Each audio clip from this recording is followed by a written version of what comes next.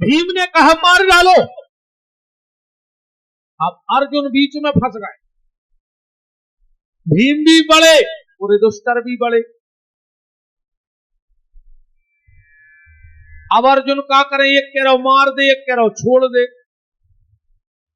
अर्जुन ने सोची भगवान से फैसला करा लें कि ऐसे समय में हमें क्या करो चाहिए। अर्जुन बोले प्रभु हम क्या करें। भगवान बोले मार के फेंक दे।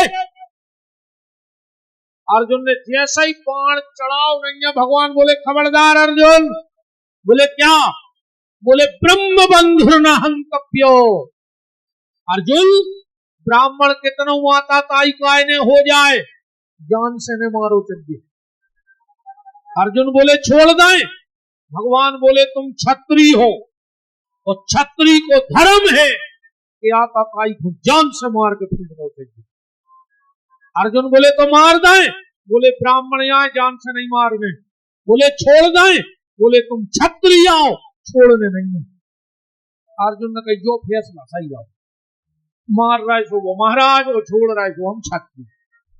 अच्छा भगवान ऐसो काय कर रहा है। भगवान ऐसे ऐसो कर रहा है। भगवान ने सोची हमने अर्जुन को गीता को ज्ञान महाभारत युद्ध के पहले दाऊ थे, ऐसो तो नहीं है कि मार काट में सब भूल गए हो। भगवान परीक्षा कर रहे हैं। अर्जुन को खबर आ गई कि ऐसे समय में क्या करो चाहिए। नीति कहते हैं, ध्यान से सुनियो, सम्माननीय व्यक्ति को कब जान से न मारो चाहिए। जान से मार दो ये कई बार तकलीफ दो तो क्या करे। बोले को समाज में बुलाओ, वो बुला के वो अपमान भर कर दी तो जिंदा छोड़ दी। अब जब नो वो जिंदा रहे वो खुद मरबे से ज्यादा तकलीफ हुई। अर्जुन ने मणि निकाल ली, चुनैया काट दी और अश्वत्थामा को भगा दिया। प्रतिशोध की ज्वाला में जलता हुआ अश्वत्थामा चला गया।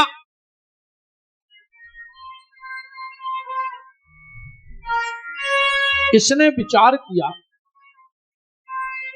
कि हमारी चुटैया काटी, हमारी मणि निकाली, अब हम पांडवों के वंश में पानी देने वाला नहीं बचने देंगे। और पांडवों को आखिरी वंश बीज को बचो है अभिमन्यु की पत्नी उत्तरा के गर्भ में महाराज परीक्षित। इन्हें उत्तरा के गर्भ पर ब्रह्मास्त्र छोड़ दो। उत्तरा गई, भगवान के चरणों से लिपट गई। कृष्ण कृष्ण महाबाहु भक्तानाम भयंकरो। हे कृष्ण मेरी रक्षा करो। भगवान तुरंत उत्तरा के गर्भ में गए और राजा परीक्षित की रक्षा की। बोलो भक्तवत्सल भगवान की। परीक्षित महाराज का जन्म हुआ। अब भगवान बैठे हैं और माता कुंती आ गई और भगवान से वरदान मांग रही है। विपदा संतु ना शाश्वत तत्र तत्र जगत गुरूर। हे कन्हैया संसार की जितनी विपत्ति हो हमें दे दो। भगवान ने कुंती को वरदान दिया। नकुल सहदेव भीम अर्जुन युधिष्ठिर द्रौपदी सुभद्रा को भगवान ने वरदान दिया। और भगवान जैसे ही चलने लगे द्वारिका को तो भगवान अचानक से रुक गए। क्यों? कुंती ने सोची कि हमारे लाने रुक गए। काय? कुंती ने विचार करो कि हमें बुआ मानत है तो सोची हुई अब कछु दिन बुआ के ले रहे हैं। ये दुष्टर सोच रहे हमें दाऊ मानत है, इसे हमें रुक गए। अर्जुन सोच रहे हमें मित्र मानत, ऐसे रुक गए। द्रौपदी सोच रही हमें बहन मानत, ऐसे रुक गए। पर वास्तविक रुकने का मतलब क्या था? भगवान कौन के लाने रुक गए फिर से द्वारिका जावे से? भगवान का एक भक्त पड़ा है जिसका नाम है भीष्म। अभी सरसैया पे 27 दिन हो गए हैं भीष्म। भगवान पांडवों के साथ कुरुक्षेत्र में पहुंचे। भीष्म पड़े हैं, आंखें बंद करे हैं। अर्जुन ने जैसा ही कही दादा प्रणाम, भीष्म ने आंखें नहीं खोली, क्योंकि भीष्म सोच रहे हैं कि अगर हमने आंखें खोली और कहूं भगवान ने हुई तो वो ही संसार नजरों के सामने, और यह सुने हो कि भगवान आए हों और हम आंखें ने खोली। तो भीष्म बोले अर्जुन उनको नहीं लाए। भगवान बगल में खड़े थे, बोले दादा हम आए हैं। अर्जुन बोले तुम्हें कैसे पता कि तुम्हारी पूछ रहे?